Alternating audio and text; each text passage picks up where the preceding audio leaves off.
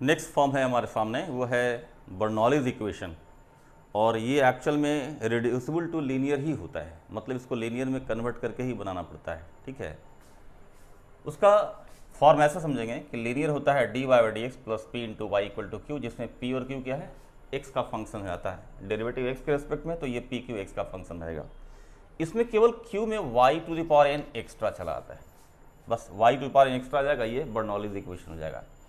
इसमें ध्यान रखना है कि n का वैल्यू 0 नहीं होना चाहिए, क्योंकि n का वैल्यू 0 हो जाए तो ये टर्म नहीं रहेगा, फिर वो लीनियर रहेगा। 1 भी नहीं होना चाहिए, अगर n का वैल्यू 1 होगा तो क्या होगा, अगर ये 1 होगा मैंने क्यू वाई हो गया तो पी वाई को इधर सब्ट्रैक्ट कर देंगे, होगा Q minus P into Y, और डी वाई अपॉन वाई कर देंगे, और उधर Q minus P into D X, variable separable हो जाएगा वो। ठीक है, तो अगर वो 0 1 नहीं है तो बर्नौलीज है। इसको बनाते कैसे हैं, तो इसको लीनियर में रिड्यूस करना है। कैसे रिड्यूस करेंगे हम लोग, तो ये जो एक्स्ट्रा टर्म होता है इससे डिवाइड करना है, ये हो जाएगा y to the power minus N D Y by D x plus p into Y का पावर, ये 1 तो पहले से है, और y पर n डिवाइड करेंगे तो n सब्ट्रैक्ट हो जाएगा q। तो इसका डेरिवेटिव ये बन जाता है, ये मतलब इसको अब लिखना है कि लेट y पर 1 minus N is equal to T, एक न्यू वेरिएबल t ले आए हम लोग, ये हो जाएगा 1 minus N into Y to the power minus N D Y by D X is equal to D T by D x. ठीक है, ऐसे। तो ये जो टर्म है y पर minus N D Y by D X, ये मिला हमको, ये आ जाएगा 1 upon 1 minus N into D T by D x. ठीक है, प्लस p इंटू ये p इंटू, और ये हो गया आपका t बराबर q, हो जाएगा D T by D x plus p into 1 minus N into T is equal to Q into 1 minus N. अब देखिए ये पूरी तरह लीनियर हो गया है, क्योंकि t का डेरिवेटिव है, तो t का जो ये कॉफिशिएंट है वो आपको ये पूरा p कहलाएगा। ये p जो है वो लीनियर का p हुआ, मतलब कि बर्नौली का p इंटू ये कांस्टेंट। ठीक है, और वेरिएबल x के रेस्पेक्ट डिफरेंशिएशन है, तो ये पहले ही बता गया था कि p और q क्या है, x का फंक्शन है, तो ये पूरा आपको x का फंक्शन मिल जाएगा। जब आप यहाँ इंटीग्रेटिंग फैक्टर निकालेंगे तो होगा e का power integral p into 1 minus N D x. ठीक है, और इसका जो सॉल्यूशन होगा वो सॉल्यूशन लिखेंगे हम लोग t इंटू इंटीग्रेटिंग फैक्टर बराबर इंटीग्रल, और q जो है ये जो नया लीनियर है इसका q ये पूरा है, यानी q into 1 minus N into integrating factor dx है ना, इस पूरे का प्रोडक्ट जो है फिर इंटीग्रेट कर देना। इस तरह से ये सोल्यूशन निकलता है बर्नौलीज का। ठीक है,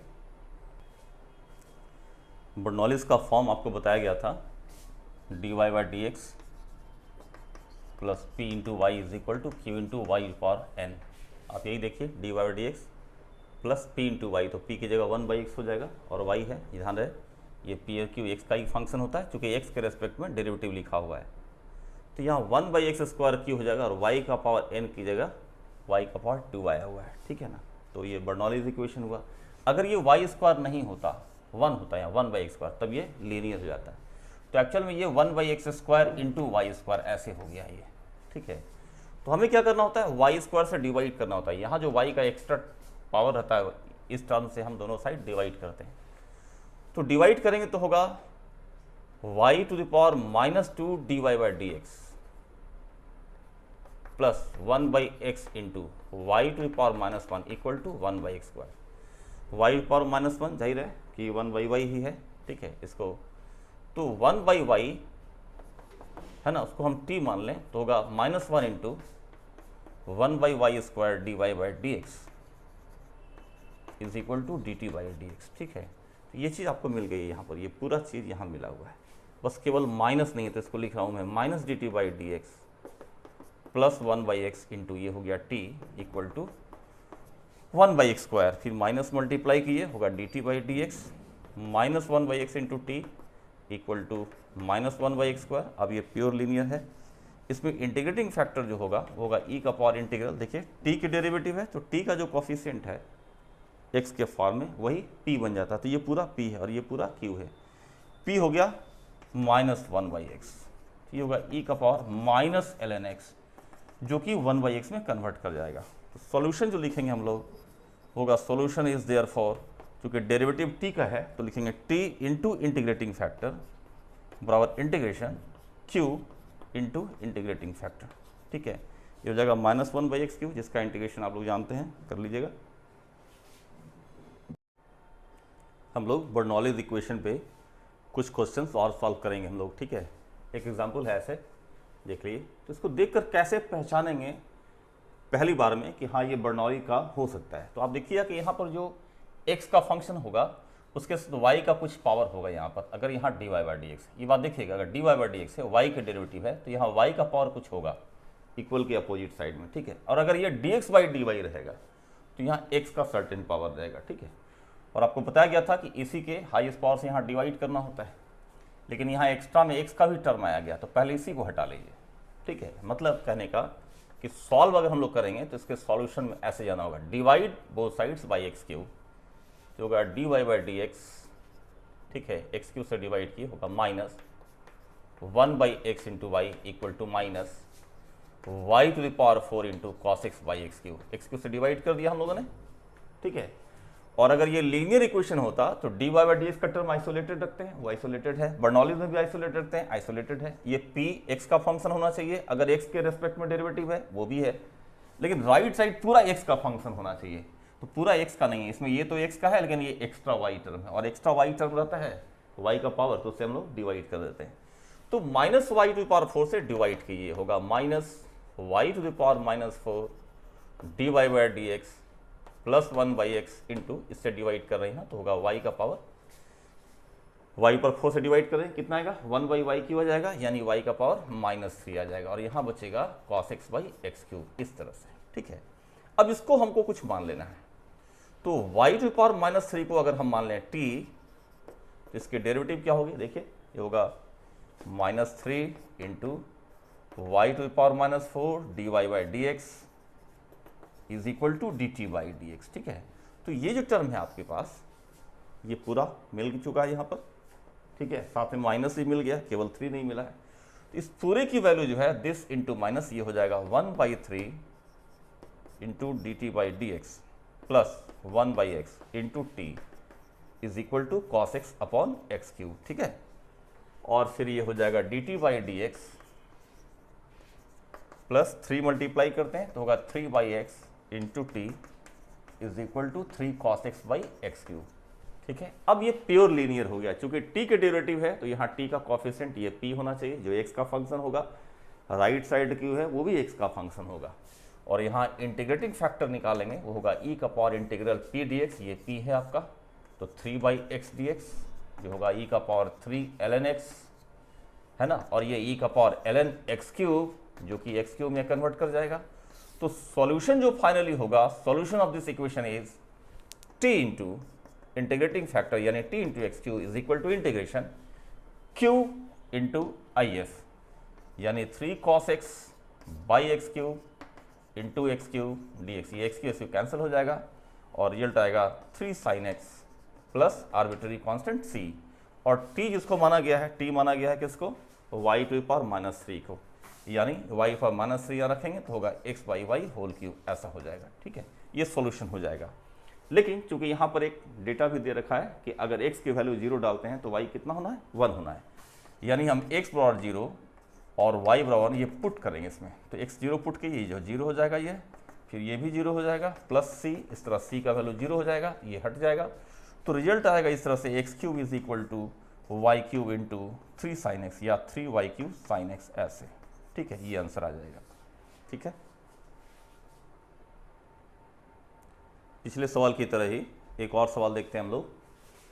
1 + x² dy/dx plus xy equal to x³ y³। हमें सबसे पहले लीनियर या बर्नौलीज में dy/dx को आइसोलेटेड एकदम अलग थलग दिखना चाहिए, तो उसके लिए 1 + x² से पहले हम लोग क्या करेंगे, डिवाइड कर देंगे, तो ये ऐसे हो जाएगा dy/dx plus x/1 + x² into Y is equal to x³ upon 1 + x² into y³। अब देखिए ये बर्नौलीज फॉर्म में कैसे आ गया। अगर ये नहीं रहता ना y³ तो ये प्योर लीनियर होता है, चूंकि लीनियर में dy/dx प्लस py बराबर q रहता है, और q के साथ y का पावर n आ गया तो वो बर्नौलीज हो जाता है। उसके बाद हम ये लीनियर बदलने के लिए इससे y का जो एक्स्ट्रा पावर वाला टर्म है उससे हम लोग क्या करते हैं, डिवाइड करते हैं, और डिवाइड करेंगे तो यह आएगा y to power minus 3 dy by D x plus X upon 1 plus X square into Y का पावर माइनस 2 बराबर X cube upon 1 plus X square, ऐसा। ठीक है, और एक्चुअल में क्या होता है, इसको हम लोग मान लेते हैं t। क्यों मानते हैं, तो यहाँ जो फंक्शन p के साथ एक्स्ट्रा में जो आता है y का पावर, उसकी डेरिवेटिव ये बन जाती है, जस्ट डिफ्रेंशिएट करने से एक पावर लेस हो जाता है। ठीक है, तो हम लोग क्या करते हैं कि t बराबर y का पावर माइनस 2 यानी dt बाई डी एक्स हो जाएगा minus 2 into Y power minus 3 dy by D X. तो यहाँ जो y का पावर है उसका डेरिवेटिव यहाँ y का पावर हो जाता है और ये पूरा डेरिवेटिव टर्म हो जाता है। ठीक है, इसको चेंज कर लिए, यह आ जाएगा y to power minus 3 dy by D X is equal to, इसको इधर लाओगे minus 1/2 dt by D x. ठीक है, plus x upon 1 plus X square into T is equal to x cube divided by 1 plus X square. ठीक है, फिर minus 2 से हम मल्टीप्लाई करेंगे इसमें, तो आ जाएगा dt upon D X minus 2x by 1 plus X square into T is equal to minus 2x cube upon 1 plus X square, ऐसे। ठीक है, अब आपको दिख रहा है t का डेरिवेटिव है तो t का कांस्टेंट ये p हो जाएगा और ये पूरा q हो जाएगा। तो इसमें जो इंटीग्रेटिंग फैक्टर है वो होगा e का पावर इंटीग्रल p dx, ये पूरा p यानी minus 2x by 1 plus X square D x. अब दिख रहा होगा कि इसका डेरिवेटिव है ये, इसको u मानेंगे तो ये पूरा du हो जाएगा, du बाई u यानी e का पावर हो जाएगा माइनस ln u यानी 1 बाई u। ठीक है, 1 बाई u मतलब हो गया 1 बाई 1 प्लस एक्स स्क्वायर। ठीक है, इस तरह से। तो सॉल्यूशन जब हम प्रोसीड करेंगे कि सॉल्यूशन इज देयर फॉर, क्या होगा, t की डेरिवेटिव है यानी t into integrating factor is equal to integration q into integrating factor. ठीक है, t माना थे हम लोग, t माना गया था इसको y पर माइनस 2 को, ये हो जाएगा 1 by Y square into 1 plus X square is equal to integration minus 2x square, sorry इसको कर लिए minus X square into 2x D X upon 1 plus X square का होल स्क्वायर। ठीक है, आपको स्पष्ट दिख रहा होगा कि अगर यहाँ 1 प्लस एक्स स्क्वायर को u मान लें तो ये पूरा du हो जाएगा, du अपॉन यू स्क्वायर हो जाएगा, इसको लिखेंगे u माइनस 1 यानी ऐसे हो जाएगा माइनस इंटीग्रेशन एक्स स्क्वायर हो जाएगा u minus 1 du upon you square. अब आप सेपरेट करके इसका वैल्यू निकाल लीजिएगा। ठीक है, नेक्स्ट क्वेश्चन देखिए, dy by D x plus x into X plus Y equal to x cube into X plus Y whole cube minus 1। ठीक है, तो माइनस 1 को इधर शिफ्ट करेंगे तो कुछ आपको दिखेगा, इसलिए जो dy बाई डी एक्स है प्लस 1। ठीक है, तो जाएगा dy plus d x by D x यानी d of y plus x by D x. ठीक है, अब पूरा जो है जैसे यहाँ एक्स प्लस वाई है तो यहाँ भी एक्स प्लस वाई आ जाएगा। ठीक है, तो पहचानना आसान हो जाएगा। तो एक काम कीजिए, माइनस 1 को इधर शिफ्ट कीजिए और डायरेक्टली लिखिए differential of X plus Y by D x plus x into X plus Y is equal to x cube into X plus Y whole cube. अब आपको ये पूरी तरह बर्नौलिस दिखने लगेगा। क्यों? क्योंकि अगर इस एक्स प्लस वाई को अगर हम t मान लें तो ये हो जाएगा D T by D x plus x into T is equal to x cube into T cube. ठीक है, अब शुरू से भी मान ले सकते थे, इतना देखने का क्या जरूरत है, लेकिन ये देखना अच्छा ही रहता है। ठीक है, अब क्या होगा कि यहाँ t के डेरिवेटिव है और t का एक्स्ट्रा टर्म आ गया है, तो टी क्यू से डिवाइड करेंगे, होगा t का power minus 3 D T by D x plus x into T का power minus 2 is equal to x cube. अब जो t का पावर माइनस 2 है इसको फिर हम लोग z ले लेते हैं, होगा माइनस 2 इंटू टी का power minus 3 D T by D X is equal to हो गया D Z by D X ऐसे। ठीक है, अब ये जो पूरा टर्म है वो यहाँ मिल गया हमको, कितना होगा, ये टर्म रिप्लेस कीजिए, कितना होगा minus 1/2 D Z by D x plus x into ये हो गया कितना Z, X into Z equal to x cube. ठीक है, फिर माइनस 2 मल्टीप्लाई करिए तो होगा D Z by D X minus 2x into Z equal to minus 2x cube. आपको दिख रहा होगा इंटीग्रेटिंग फैक्टर कितना होगा, e का power integral minus 2x dx जो कि e का पावर माइनस एक्स स्क्वायर हो जाएगा। और जब हम लोग सॉल्यूशन पर जाएंगे तो solution is therefore z का डेरिवेटिव है ये, तो लिखेंगे z into E to the power minus X square is equal to integration minus 2x cube into E to the power minus X square D x. ठीक है, तो आप देखिएगा इसमें कि ये हो गया है ई का power minus X square into x square into minus 2x dx। ठीक है, तो अगर हम इसको u मान लें, इसको एक्स स्क्वायर को ही u मान लीजिए, एक्स स्क्वायर को u मान लीजिएगा। ठीक है, तो 2x dx जो है वो du हो जाएगा। ठीक है, तो आप इस हो जाएगा u ई का पावर माइनस u करके, है ना, या अच्छा होगा कि इसी को मान लीजिए u, माइनस एक्स स्क्वायर को u मान लीजिए, इसको माइनस एक्स स्क्वायर को u मान लेते हैं, तो ये du हो जाएगा, तो होगा माइनस u इंटू ई का पावर u du, वो बाई पार्ट से आपका निकल जाएगा आंसर इसका। ठीक है, एक और सवाल देखते हैं जो बर्नौली से भिन्न है। Sec square Y D Y D x plus 2x tan y equal to x cube.